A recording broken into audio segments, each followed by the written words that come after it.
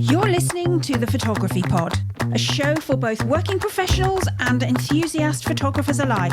And here's your hosts, Steve Vaughan and Nick Church. Hello again and welcome to The Photography Pod. And as the jingle said, in fact my wife said, this is a photography podcast aimed at both working professionals and enthusiast photographers alike. Thank you to Samantha Vaughan for the jingle. My name's Steve Vaughan and I'm joined here once again with my good mate Nick Church. How you doing, Nick? Very well, thanks, Steve. How are you? Yeah, a bit knackered, if I can use that phrase. Oh, that's probably just made the podcast expletive already. But yeah, it's been a busy few weeks, yeah? It always is, isn't it? This time of year is just it's always a nightmare. It's when for any wedding photographers around, that's when the wedding editing and still shooting weddings just sort of collapses into one massive heap of trying to take the same amount. So go on, tell me, you're going to tell me you've edited all your weddings now and you're up to date. Is that right? I'm not far off, actually. Oh, I've got about three or four to do, which is pretty good for me. I mean, this time of year, I'm often double figures still. So but we're off on a holiday next week. So I kind of want to, that feeling of you just want to get stuff wrapped up before you go. So I really want to get that done. Completely. Where are you off to? Sicily. Oh, nice. Syracuse. Yeah, so we're really looking forward to that. Hopefully it'll still be nice and warm. Wasn't that something to do with Archimedes in the last Indiana Jones film, which was pants? Anyway, it's probably another story. Yeah, Syracuse. Yeah. Oh, it was. Yeah, it was. Yeah, you're right. Yeah, no, it was time travel, and it was in. I think it was one of the James Bond films as well. Okay, but that's what I know about Sicily, apart from the Mount Etna and the Mafia. So hopefully I'll see one of those. I've got a mate I play golf with. Actually, he comes from Sicily originally. He's like a Sicilian mountain goat. He's about 5'5". And climbs up everything as if he's literally a mountain goat, but that's another story. So my wife's off on holiday next week, but I'm not. She's off to Florida. So we've got a couple of weeks without weddings, and we've got best friends in the States from when we used to live there a number of years ago with my work at the time, and they've retired to Florida now. So apart from the flight, we've always got like a free holiday. Apart from plenty of booze and food, of course. But, does that extend to your friends and podcast co-hosts and things like that? Yeah, well, why not? Yeah, see what we can do. It's in Fort Myers, so it's sort of on the Gulf Coast. But I'm not going. I've got to stop and look after her dogs. So unfortunately, they don't fly very well. So that didn't work out. I'm going to have a couple of days walking. Actually, I booked a cottage up in Derbyshire for a couple of days and do a bit of walking while I've got no weddings. Great idea. Yeah, up to my neck in mud. Is it still raining your way? Because it hasn't stopped raining here for what seems like a millennia. No, it seems all right at the moment. It's the last couple of days. It's been okay. Went for a good cycle last night. All right. No, it's still raining here. Yeah. But I've been in a rabbit hole of buying and returning earbuds. So that's been a fairly hefty chunk of my week. So it made me think, right, that I've got some Sony earbuds, all right, which were 200 quid. So they're pretty, it's a lot of money to drop on them. They went wrong. And also my Beats Flex that I use when I'm on my bike as well went wrong in the same week. And they're both just outside the warranty period. And I just see, I don't want people to think they've tuned into like a Joe Rogan podcast, because to be clear, this is the Photography Pod with Nick Church and Steve Vaughan. And we have more listeners than him as well. Yeah, exactly. Yeah. And we believe the Earth's round, crucially. But it made me think, like, so I used to work in the TV industry, so TV software. Yeah. And it's kind of a unspoken but well understood thing that there was planned obsolescence in TV. So a lot of TV manufacturers, who I won't name, they don't explicitly put in obsolescence to make the sets go wrong. They can't put any hardware timers or software algorithms which are monitoring time that just stop working after a certain amount of time. But when they do things like planning, let's say they're choosing a backlight, LED backlight for a TV, they could choose one that's going to last 3 or 4 years or one that's going to last 50 years. Now, clearly, they're going to go for the former because that's how their business keeps going, is by people renewing their TV sets. So it does happen. And it makes me think, are these firmware updates, when we're agreeing to firmware updates, is that part of it? That you are kind of basically signing up to having your device stop working after a while. That's fascinating, because the Sony just did an update for a number of their cameras, which they had to withdraw. I noticed, because it was bricking the camera. I remember Fujifilm doing that a while ago when we used to use Fuji as well. You're far too young to remember this, but way back in the year 2000, everybody was terrified of the Millennium Bug. I remember that. Yeah, and the fact that computers were going to spontaneously combust when they got to the year 2000. And I was working for a software instrument company at the time, and there was a big worry that all the instruments that we made had got this bug built in, and a lot of them were being used in things like nuclear power stations and petrochemical sites and things like that. So I got paid triple time to sit in the office on New Year's Eve waiting for all these phone calls to come in. And of course, we didn't get a single call. So planned obsolescence perhaps isn't necessarily a bad thing. Yeah, but, maybe. Maybe. But it's the same with your, like, and I was thinking with my, because I need a new PC at some point, new Mac. Okay. Lightroom's getting slower and slower. And why is that? Why is the same functionality? I can understand why AI features and the higher, stuff that needs more power, like number crunching, is going to be more taxing.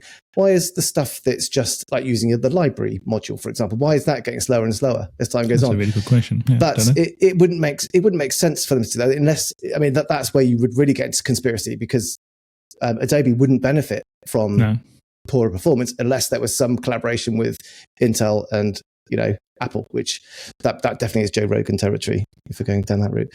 Let's not go down this route much further, otherwise we'll be talking about aliens and UFOs and poltergeists and all that kind of stuff, because we've got a guest sitting here wondering what the hell he's doing probably right now. So, so why don't you introduce our guest this week, Nick? Yeah, our guest this week is a good pal of mine, Geraint Roberts. And Geraint is a wedding photographer based in South Wales, in Cardiff now, right?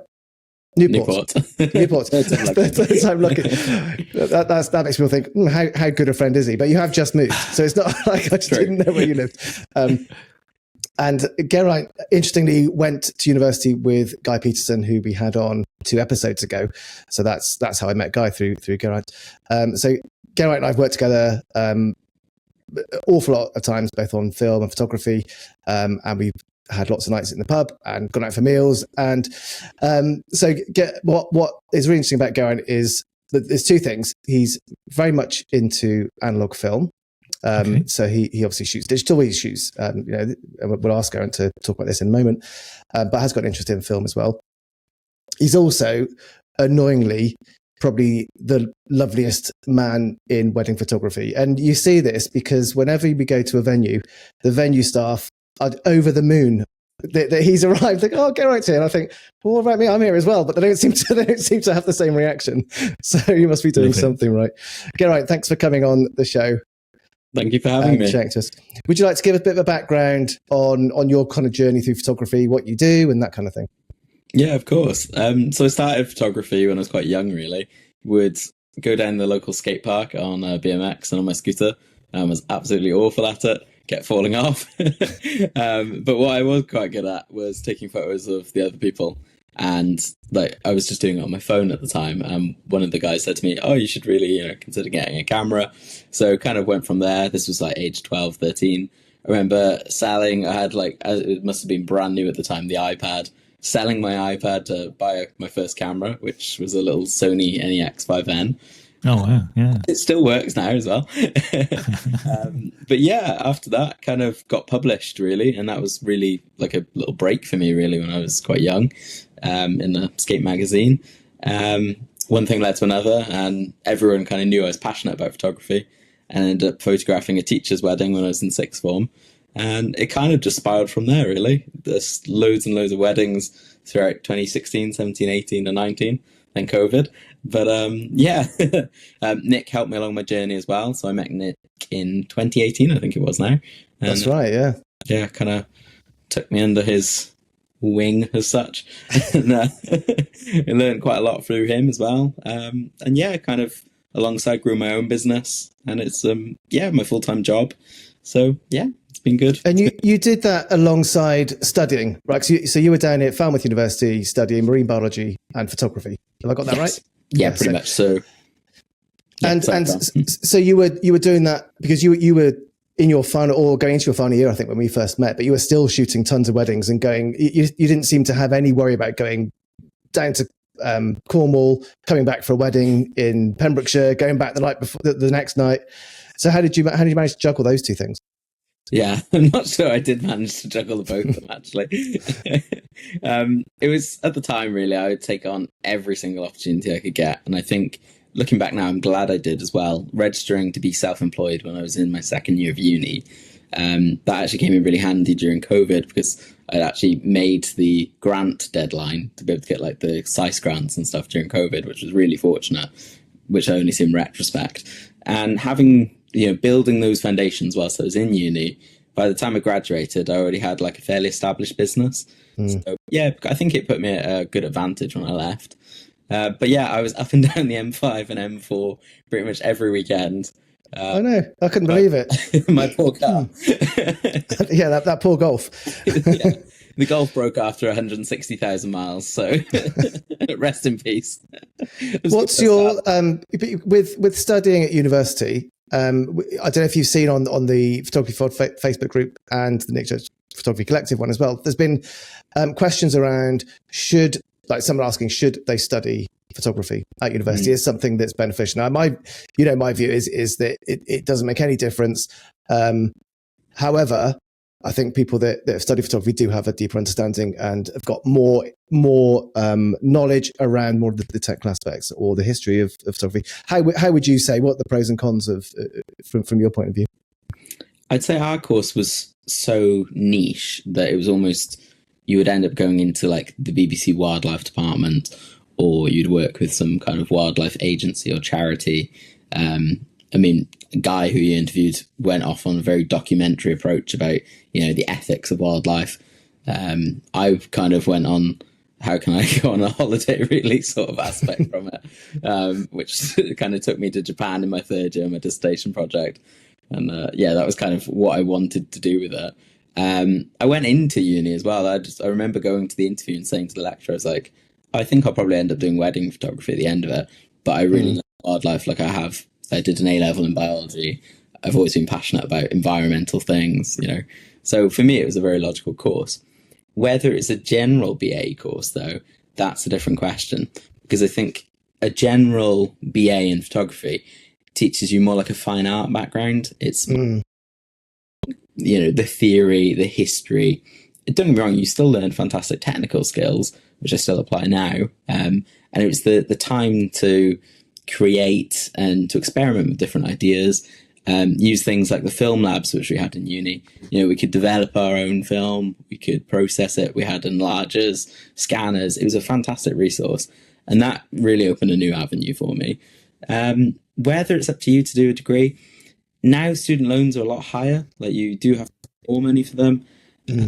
I realise I probably got a better deal when I was in uni, and you can learn a lot more stuff online now as well. If it was the same situation though, and it was the same fees, the same, I really enjoyed uni, I'd go back and do it all over again. But I don't know that I'd pay the current fees.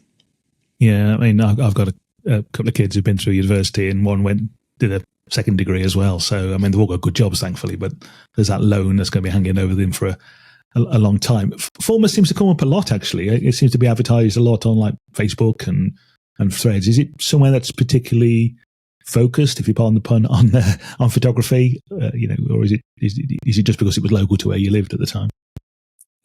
So Falmouth is probably one of the UK's best arts unis in terms of it only really offers arts courses, right. And the photography department there was one of their biggest departments.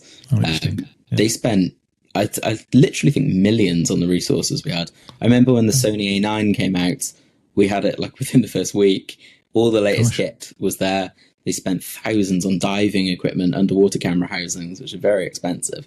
So it's, photography department wise, fantastic. Really amazing.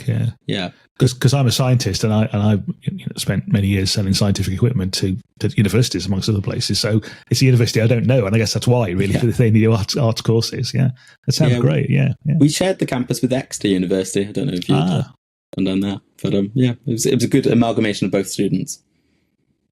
But that's the thing, I guess, now for someone deciding, making that decision now, that like when I went to university, when Steve went to university, your sort of the position you were in, Geraint, where you were thinking, well, I would like to learn, I'm really interested in the things that are being taught at university, use the resource.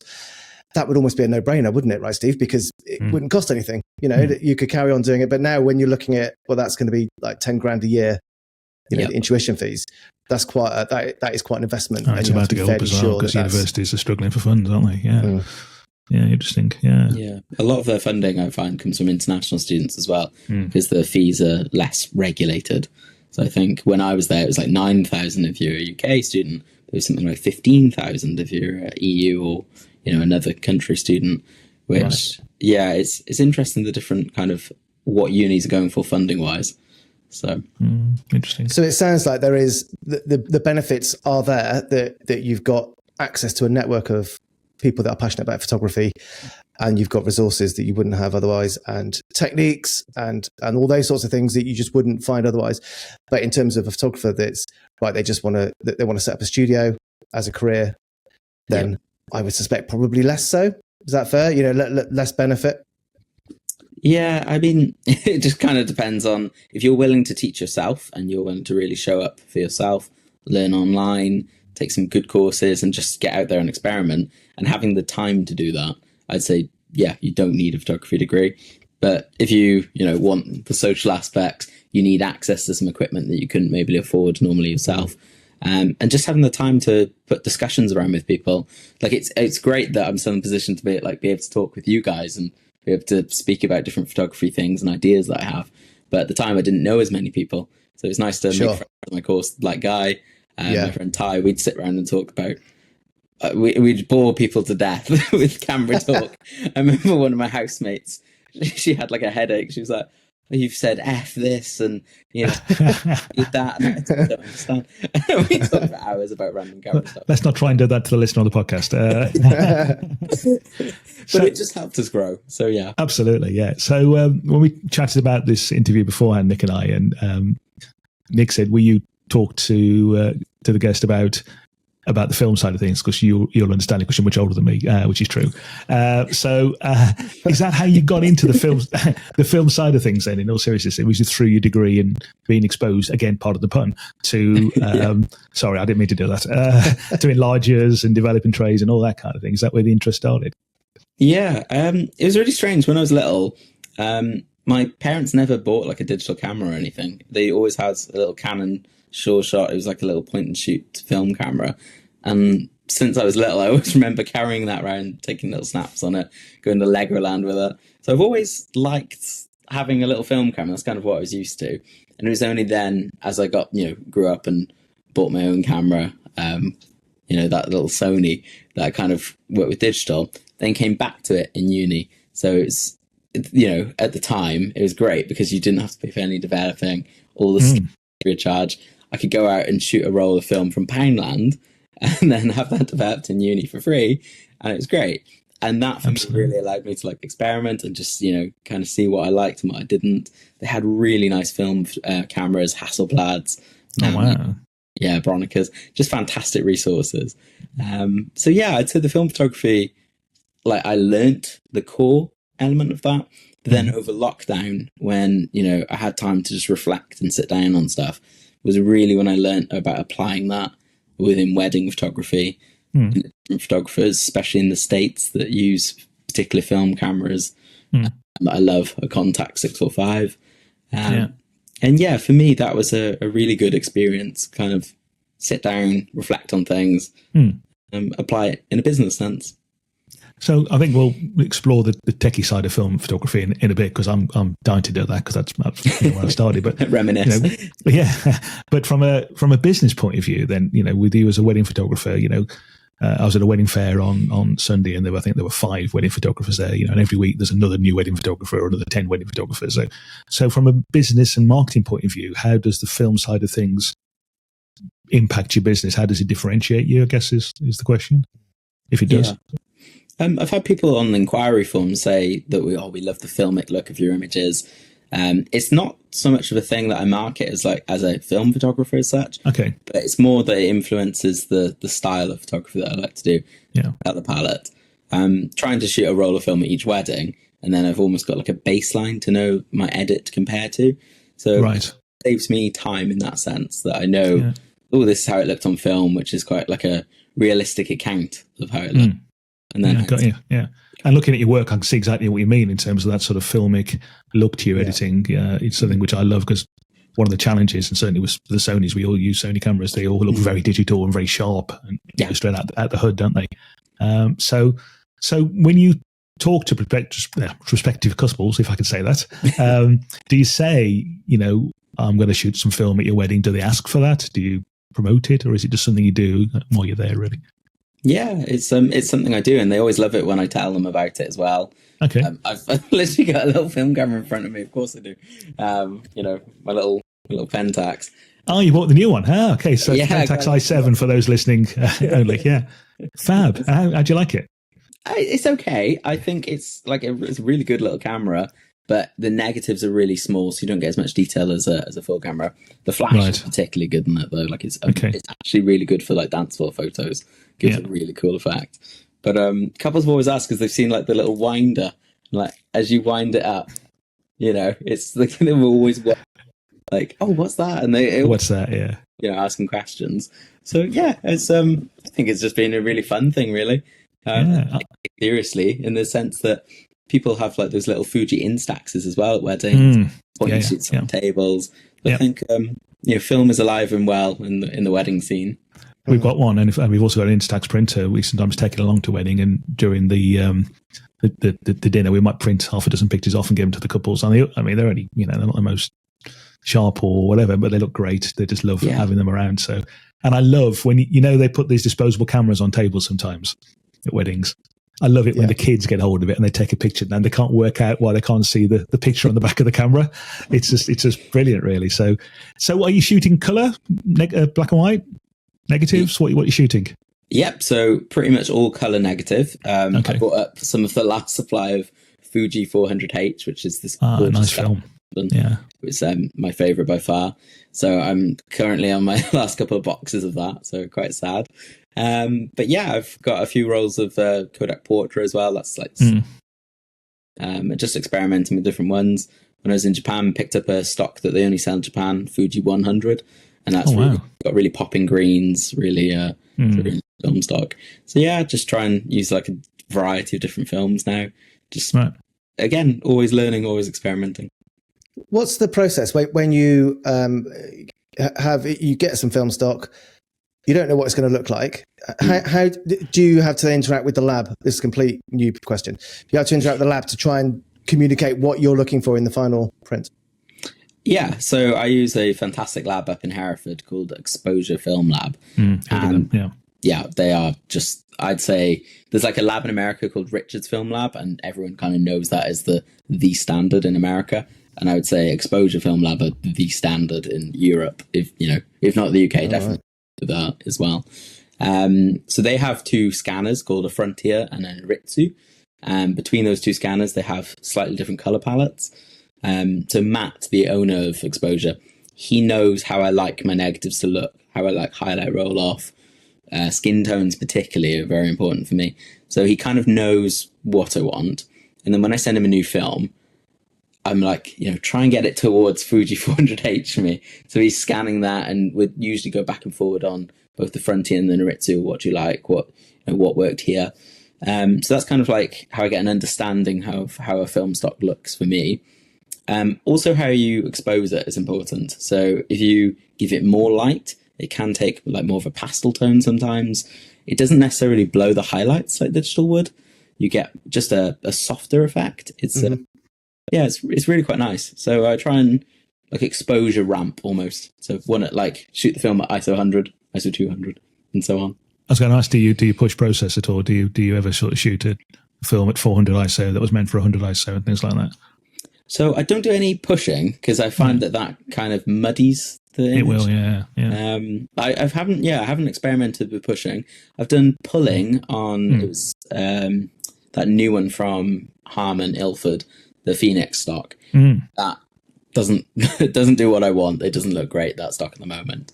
Okay, interesting. But yeah, you can kind of rate film at different ISOs. So say, for example, you've got a 400 speed film, but if you shoot it with the same light as a 100 speed film, I much prefer the characteristics. You get slightly less grain, a really nice roll off from the shadows and highlights. It's kind of what I'm going for on the film stock. Sure. And one of the challenges, of course, you perhaps forgive me, Nick, you might not be aware of this, but you can't sort of change ISO mid-roll. If you're going to shoot a film which is at 400 ISO, you're going to shoot it at 100, then you're going to shoot it the whole roll at 100. Otherwise, you're going to end up with lots of badly exposed images, really.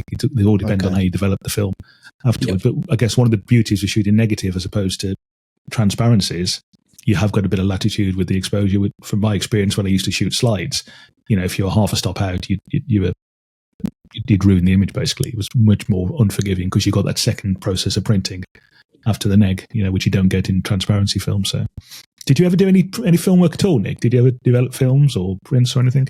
As a teen, as a kid, I'd have a little, I had a little camera that parents gave me, but it was, send it off to TruePrint or whatever, right? And you get your photos back. But no, not in photography. The first camera I had was a Nikon D750, so that was right. My so show my age now because my daughter's 32. When she was born, I was living in Staffordshire with my first wife, and my mother, the house I grew up in, had a basement cellar. And I was really into photography, and then I had an excuse to get really into it because I got a baby to photograph. So I set up this dark room in my mother's cellar, and I go and see my mother and disappear for 5 hours, which didn't make me too popular at the time. And I only shot black and white. I shot black and white negs and developed them myself, and then printed them. And I'm a scientist. I love chemistry and all that, but to see the print developing in the tray, it is like magic. The first time you see just under that red light, the safe light, you see a black and white print start to appear in a tray developing. It's astonishing, really. And the kids of today would love it, because they've obviously not been exposed, again, using that word, to that kind of photography, really. So I think you see what I mean, Geraint? Yeah, you're nodding. Absolutely, yeah. Especially the first time, but almost every time, it's like that in itself is like science fiction. Just seeing an image come out of thin air. Yeah. It is, exactly. Yeah, it's more impressive than digital. Yeah, no, it is. I think it's the same reason. I'm in the corner of my tiny little office here, my study. I've got a record player, and I've still got about 300 records, and it's the same thing. It's a much more tactile experience, for want of a better phrase, really, than shooting digital. Really, it's more. You put the record on, you clean the record, you put the arm down. You guys don't know what I'm talking about. You're too young, but well, actually, I had it was my 50th birthday a couple of weeks ago, so that's when I last saw Geraint.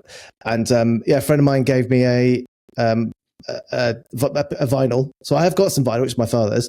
So he gave me this record. It's a Portishead album.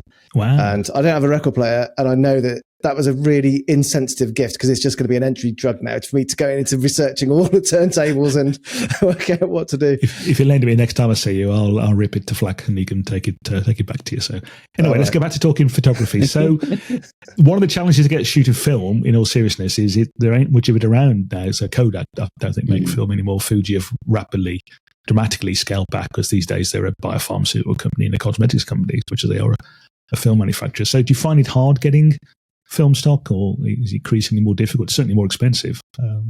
Yeah, since Fujifilm have stepped out, Kodak prices have stepped up dramatically. Right. It's quite a shame, really, that they have a monopoly on the colour market currently. And I'm glad players like Ilford have come in with their Harman brand to do Phoenix. It's still got a long way off being a professional product, but it is, it's a step in the right direction. Kodak supply over lockdown was not good at all. It was really expensive and hard to get hold of, even like basic films like Kodak Gold. But now it's eased off a little bit. You can pick up Portra in a lot more places. Gold, Pro Image. There's different varieties. They even brought back Kodak Gold in 120 format for medium format. Oh wow! So, really? Yeah, that was a step in the right direction, and that can still be had fairly affordably compared to their other film stocks. So, what sort of prices are we talking about? I mean, I've literally have no idea. How much is a roll of film? So I'd say at the moment, like a roll of Kodak Gold, anywhere between £11-12 is kind of the going rate, and that's for a standard 35mm roll. In medium format, 120, that's about £9, £10 a roll. You only get 15 images on 645 on medium format. Compared to 36, 37 images that you get on 35mm. So yeah, it's roughly the same price. And then the cost of developing as well. So that's how much is that? For a roll of 120. And then it's usually about £12 or £13 for a roll of 35mm. It does vary on different places, different like corner shops, 24-hour return window sort of thing. They do it different prices. But then the quality of the scans are also very different. And are you always getting print and scan? Is that the output you get from the lab? So I ask them to develop and scan, but they send me TIFF files then, which not a million miles off raw files, really. The dynamic range is really good, and they're quite flexible files. Or they can give you JPEGs as well. So if you're just starting out with film photography, you're just having it on your phone, JPEG is absolutely fantastic. But if you're going to sit down, edit them, resize them, TIFF. You want TIFFs, yeah. I'm trying not to listen because on my desk here is a Contax T3, which is a Yashica T3, not Contax. It's got a Carl Zeiss lens. And I've had this camera for about 10 years and it's still got a roll of Tri-X in it. And I keep thinking I must go out and use it. You should. You see it? Yeah.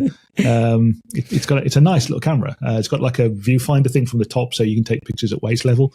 And it's just, I know if I get into it, there's a camera shop here in Bicester called ImageX, and I know Robert listens to this podcast, and he's a proper full service traditional camera shop. So they print, they do retouching and everything else for people. But upstairs, he's got a ladd's cave of secondhand cameras, film cameras, and I keep going in there thinking these are gorgeous. A lot of my cameras I've owned myself in the past, like OM1s and FM2s and all this stuff. And I keep looking at it, it's only 120 quid. But I know instead of it sitting on his shelf, it will just sit on my shelf if I buy it. But if ever you're up this way, I'll take you down there. You'll love it. Yeah, I'll definitely come to Vista and check out that shop. That'd be great. Thank you. Yeah. Because it sounds like price then isn't a barrier to getting into it. It's not as expensive as I thought. And you talked about those TIFF files, and I've seen those TIFF files that you came back from Japan with. They're just beautiful, really, really great files. If someone's getting into it, someone's just fancies having a go, as a layman listening to you two speak, you've talked about different processes, dual process, screen, is it that complicated? Is there like an easy path through to people?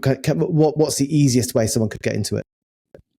Well, the easiest way right now is that Pentax 17 by Country Mile. I would say in terms of that's going to have parts, that's going to have a warranty. You can't get a warranty on a really old film camera. So that's probably your most surefire way of getting a really good film camera. It's not the cheapest film camera out there, but, it's nowhere near as you like a mirrorless camera would be. It's, I think, around the £500 mark, which, it's really good for a 2024 brand new film camera. So that would kind of be like a good starting place. If you are going to pick up a secondhand one, though, by all means, you can get loads of different variety for under that. Like you said, Steve, the Nikon FM2, things like that, they are bulletproof. Old Pentax K1000s, they're really good cameras that just, they keep on going. They're all mechanical, so there's nothing really to go wrong. Yeah, so there's no electronic. The only thing electronic is the meter, basically. Yeah. So everything else is mechanical. The FM2 was basically a clockwork camera, really. It was a beautiful camera. The only problem I had is I used to shoot left eye in those days, and you used to have to cock the rewind lever to be able to activate the shutter. So it'd stick in my eye. So I sold that one. But if you get into it, Nick, and why not? Buy a film camera from somebody that's serviced it, because the sort of light seals around perish in time. So what you find, if you're not careful, you'll have quite funky, but probably not what you wanted, images with light leaks all over them. So all right. So you get yourself a camera, you can get yourself some Ilford film or something like that. Yeah. And then in terms of processing, can you just go to the one in Hereford or the one in Bicester? I mean, is that a fairly easy process? It would just seem a little bit daunting for me right now to phone up a print shop, develop a lab. Yeah, of course. I would say going off recommendation is kind of the key thing. Yeah. I tried a few different labs in the UK. Someone from my uni, they'd set up a film lab, and the scans were good. But when I tried with Exposure Film Lab, the scans were fantastic, and emails back and forward were really fluid. And that, for me, I knew that my film was going to be in safe hands. So that's kind of why I'm really happy with Exposure Film Lab.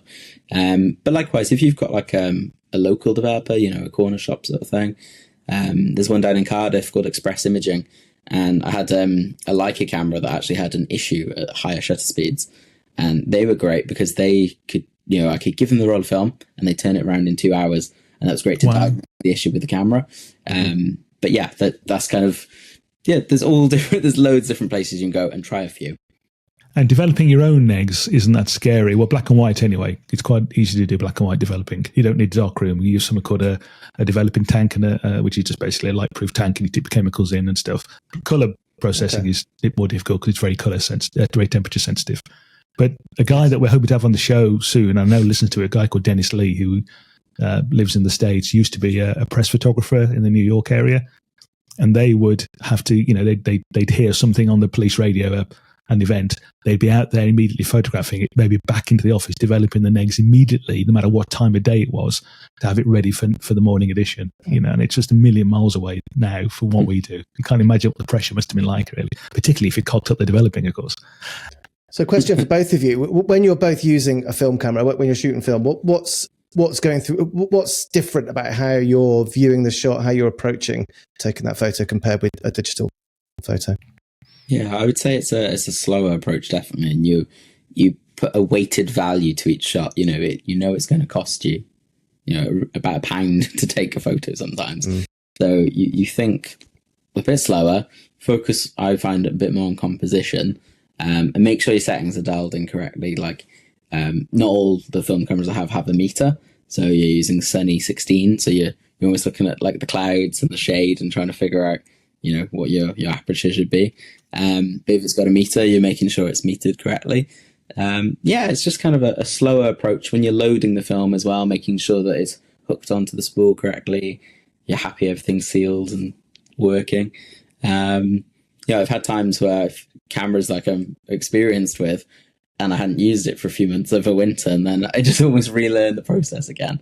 So just doing things slowly, I find, is the key with photography. That's helped improve my digital photography as well. Yeah, I bet. I was going to say, it must do. Yeah. So it's a much more intentional, thoughtful approach. And I get that. You are applying you're translating into cost for each time you press that button. It's going to cost you. And so you want to get it right. Which is no bad thing. It's opposite. It's spray and pray, isn't it? Well, that's the thing. I think I used to shoot like thousands of images on digital. And don't get me wrong, I still take far too many, and I'm going through them trying to sort out the best ones. But I'd say now I shoot a lot less because I have that kind of weighted approach in my mind that let's do this properly in one shot. Yeah. Geraint, where do you see your business going over the next few years? Do you still see film being a major part of that? And, where do you hope it to be, say, in 5-10 years' time? Where do you think it's going to go? Yeah, definitely. I shoot film for me. That's kind of the mantra. And I think it's great that couples have embraced it as well. The fact that they love it and that they love that included in my product.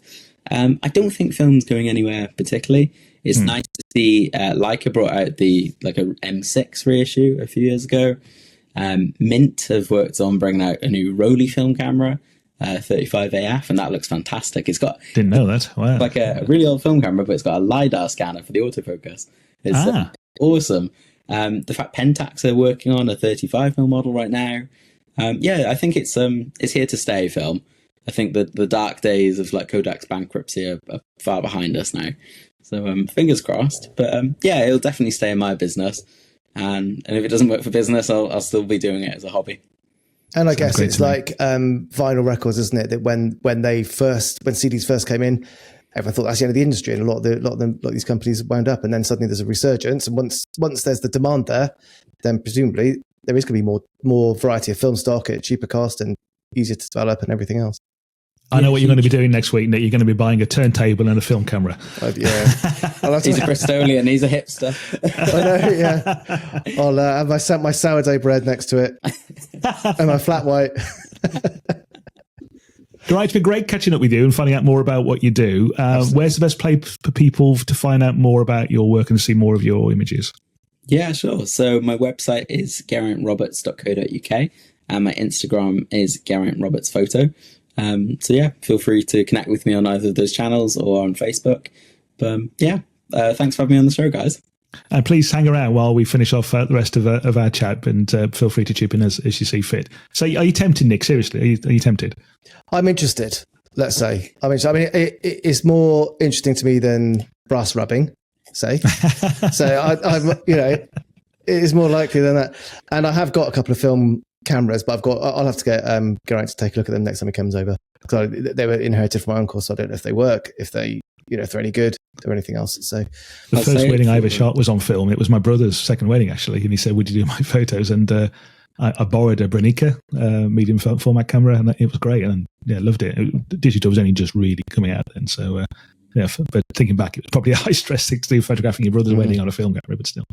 But like we said before, Steve, it's what interests me in it is doing something that's outside your comfort zone, something that's new, and just getting out of the kind of treadmill of doing what we always do. And anything that does that, I'm well up for. So yeah, I might have to borrow a roll of film. That's all. You can't give it back afterwards. Right. I'll say that for. I need to Google how it works.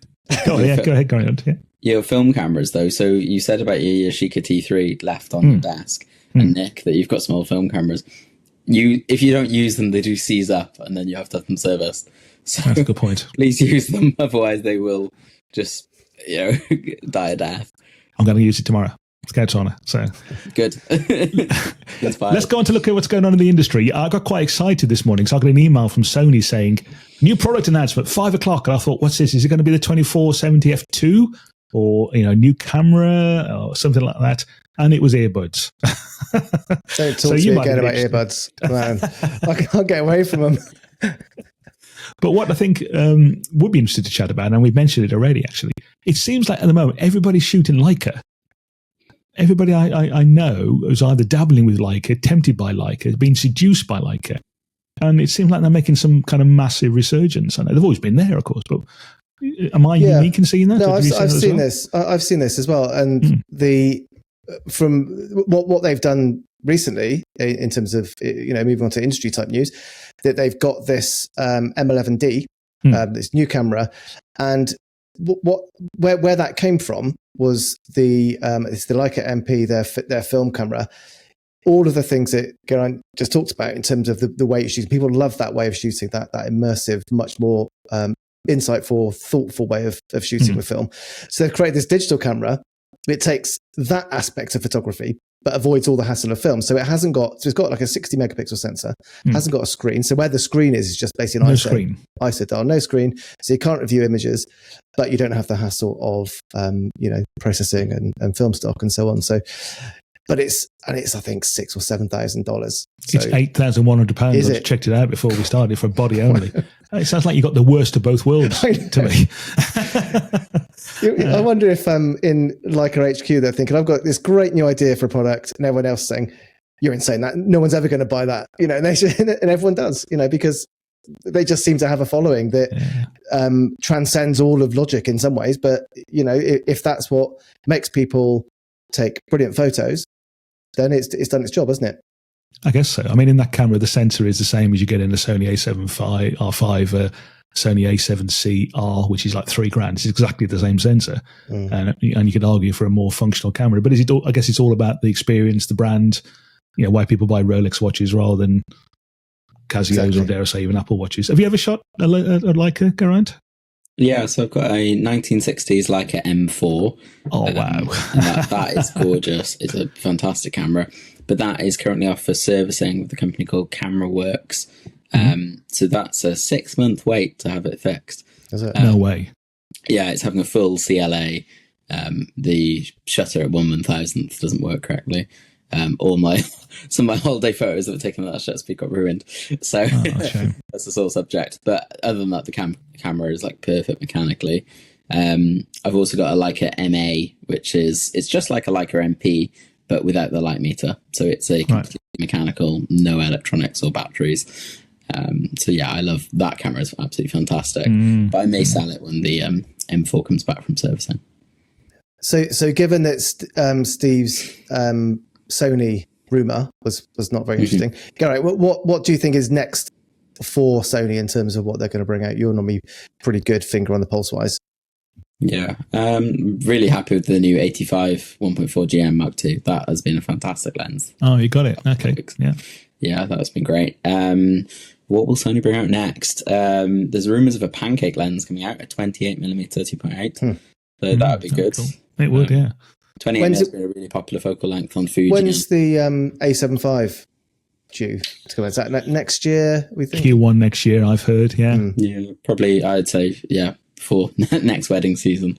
Yeah. The thing is, it's still such a compelling camera, even if against like that Nikon Z6 III or whatever it is, or that Canon R6 Mark II, I'd still pick a Sony A7 IV over those cameras. Well, that's what I've heard about. Is it whether the sensor size for the A7 V, A7 V, are they going to stick with the 33 or are they going to go more towards what is it? Is it the Nikon that's got like a 45 or a 60? Well, the Nikon that's 6 Z6, that's 6. It's 24, but it's like a semi. It's like halfway towards an A9. It's got a semi-stack sensor. That's a big thing about it, really. Right. Which I assume it's a Sony sensor. You know, they're all Sony sensors, apart from Canon cameras, aren't they? So whether Sony will have something in their next generation camera, which is that sensor, or a bigger version of it, in terms of megapixels, be interesting to see, really, won't it? Yeah. Interesting to hear about the 85, though. That's certainly on my list. I think probably next year for the next wedding season, I'll be picking that up. That new 85. It's so much lighter than I thought it was going to be. It's really, for extended periods when you're holding it during speeches, for example, it's fantastic. It's a lot lighter, so much quicker to focus. Tack sharp as well, even at 1.4. So for me, it was a worthwhile improvement over the... Oh, absolutely. There's not many lenses where you can think, or I think this is going to make my life a lot easier. I think that's definitely one, because that version 185 is so slow. It's so try not to listen, because I've got the Sigma, which is a perfectly fine lens, and as we've said before on this podcast, we are slowly winding down our business over the next couple of years. But I'm tempted by that, I must admit. I am tempted by the 85. Yeah, I had a second shooter. He has the Sigma 85, same as you, the art one, and it's you are splitting hairs really against both GM models. The Sigma is fantastic.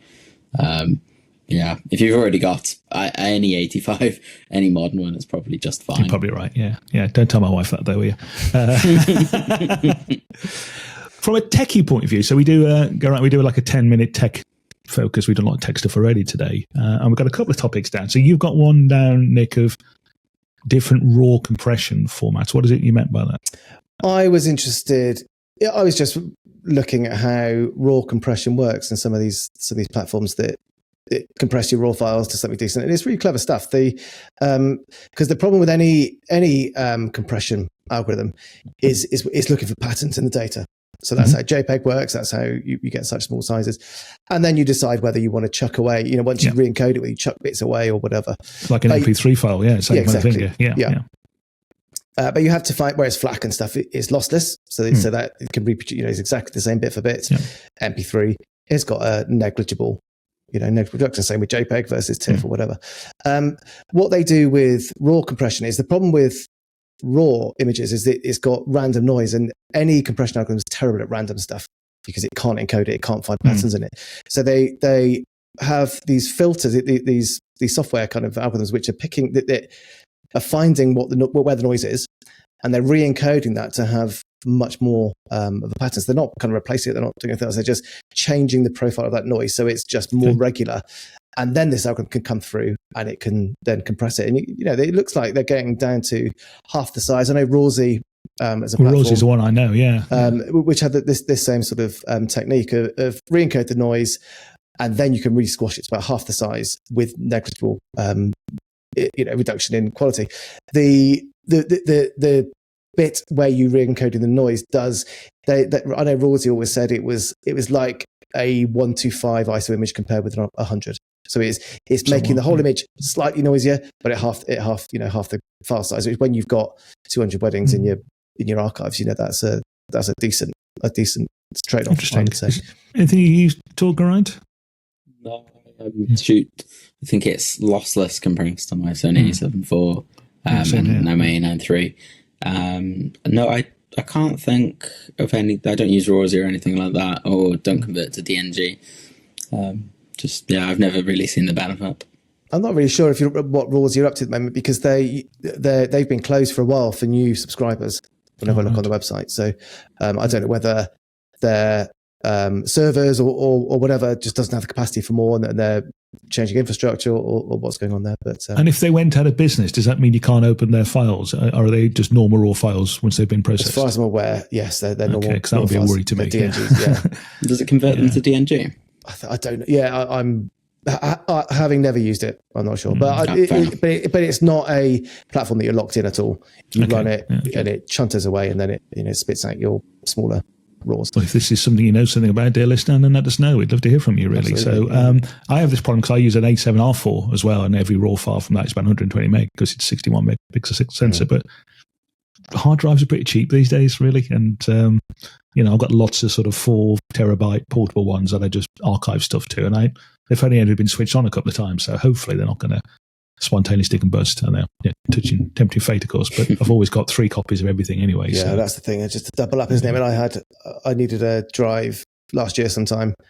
I knew I had loads in the cupboard, so I thought that's data that I don't need anymore. Got them all out. None of them worked. Really? 8 hard disks all packed in. Yeah. Oh, wow. Oh God, don't tell me that then. Okay. So that was the point that I moved to SSD as my backup system. Yeah, no, same here. Yeah, I haven't said I only keep RAWs for a couple of years. I don't keep them any longer. I keep them just only because sometimes you'll get a phone call saying, Granny passed away this week. You got any more photos? And you just try and help, don't you? In that case. Yeah. But, I think Geraint's the same, aren't you, Geraint, in terms of keeping RAWs? You keep for a certain amount of time and then just use JPEGs.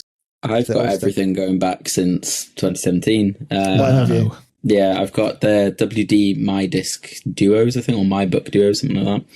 And they have 2 drives inside them, and you can either pair them in RAID 0 or RAID 1. Yeah. So yeah, I've got like a few sat right in front of me right now. The latest one I think is like 36 terabytes. So that usually works for me for about 2 years at a time. So I'm currently 2023, 2024 drive, and then next year I'll pick up another one that'll be my 2025, 2026 drive. And that works for me to archive stuff on. But I've got little Samsung T7 Shields SSDs to work off. And in terms of other Tech 10 stuff that we had, we were going to talk about briefly around, should I always shoot wide open? So when you've got a 50mm lens, 1.2, the temptation is just bang up wide open at every opportunity. Yeah, this was my point. So I've just been editing a wedding that we did a few weeks ago, and it was a marquee reception. So a lot of it was outside, even though the weather was dire, but still. And just for fun, because, again, trying something different, I got the 24-105 f4 out, which I don't very often use.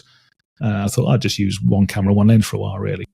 And there was just something about shooting an f4, because the temptation is when you've got 24, 35, 85, 1.4, 1.2, even with the 50, you just shoot everything wide open, don't you? Because you can. And I just looked at the images and I just thought, look, because we're mostly documentary style photographers, looking at people talking and interacting and laughing and doing, it just looked a bit more natural, really, because we don't see the world in very shallow depth of field. That's right. So I just wonder, just because, obviously, if it's a wedding in a coal mine, you have to shoot everything wide open because you need the light, don't you? But I just think sometimes it's easy to fall into the trap of saying, I've got this super new 50-1.2, I'm going to shoot everything at 1.2. So that was my thought. What are your thoughts, guys? Well, I think I totally agree. I think the temptation is a bit of a trope, isn't it? Just go into shallow depth field because it does get you out of a hole. You can take a shot of almost anyone in any situation, in any background, really shallow depth field at 1.2 is going to look pretty good. But then what you're doing is just capturing 500 different portraits of people, and you're not really surveying the scene. When we talk about film photography, being a bit more thoughtful about it, thinking about, right, what's the story being told here, and making sure that everyone that's in that shot is part of that story by being in the focal plane. Yeah. And that does need people to stop down a bit. And something I've tried to do the last couple of years is think about that, and not worrying about ISO, which is the thing that is always usually in a back door of making us kind of go wide open. Don't worry about that because people don't care about that, but people do notice when the granny's just out of focus. But if there's if everyone's sharp and it's a little bit noisy, people don't really care about that. I think that's right. Your thoughts, Geraint? I think the iPhone has influenced all of this. The fact that we're on a 24mm lens, 28mm lens, and pretty much everything's in focus unless you bring it close to something. You only have to look at quite well-known and respected photographers, Holly Clark, Benjamin Wheeler, Jose Villa. They're shooting a lot wider and a lot more at depth of field than they used to. Whereas before, it was all 50-1.2, lots of nice bokeh. Now they have a wider approach. And I genuinely think that is influence from mobile phones because people are seeing everything in focus. That's a great point. Absolutely right. Did I mention this before? I was talking to someone. If it's on here, then you can just put me down, right? Because I've just had a scene. As if we would. But someone was saying that because just following what Geraint was saying there, that when they took a shallow, the reason they didn't like some of the photos that were delivered from this photographer, they delivered back to the client, the client didn't like them because they looked like iPhone photos, and it took him a while to work out what they meant. And what they meant was it was really shallow depth of field, like they just use a portrait filter. So people are seeing that shallow depth of field as being a negative thing now because it just makes it look like you're in portrait mode on your iPhone. So it's kind of come completely full circle. It's crazy. Yeah. You see, I love shooting. Go on, after you. Go on. Sorry. I think it'll come full circle again, that people will go back to wanting that natural bokeh because that's what professional photographers did X amount of years ago. Yeah. I see basically if you just choose your cam, stick there, and just it'll come back around eventually. And be consistent, of course. Yeah, don't keep flipping back and forth on the other. So I love shooting everything on 24. My go-to setup is the 24 on the A7R4 because I know I can crop if I need to on that one. But I just like the field of view of 24 because I like to get up quite close to people, listen to people's conversations, because I'm going deaf, but also because I'm nosy. But also I can get, I just love the sort of inclusive feel about that sort of wider lens. And stop down an F4, even F5.6, even F8 if necessary, really, just to get that sort of more feeling of being there. Does that make sense? Absolutely. Yeah. Yeah. Okay. Yeah, I think increasingly... Sorry. I use the 24mm a lot for the dance floor photos. I find that completely like the best photo for getting everyone in the frame, and it's a great lens, the Sony 24. It's a brilliant lens. So. I'm finding my go to Geraint will know my trusty 7200 is just a bit of a habit, really, and it's almost like when you see 7200 photos, especially at the long end of that, you can just see the social anxiety of a photographer because you know that they just don't want to get close to the action. And actually, when getting on a 24. Going 24 and 85, which I do more frequently now, is just a much more immersive shot. You are right in the action, aren't you? And you haven't to get completely. Completely.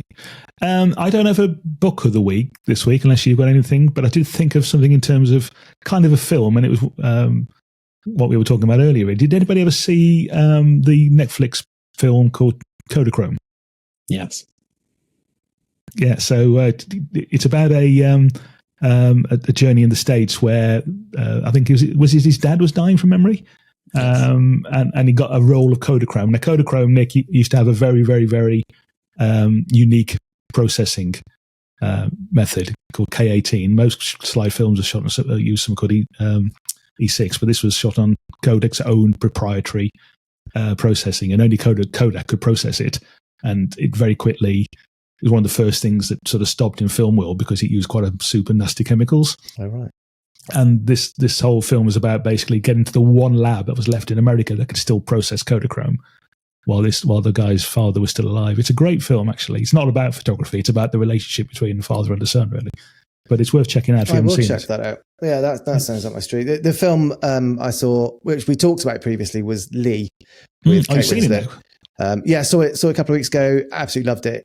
A stellar film, really recommend it. So it's about Lee Miller.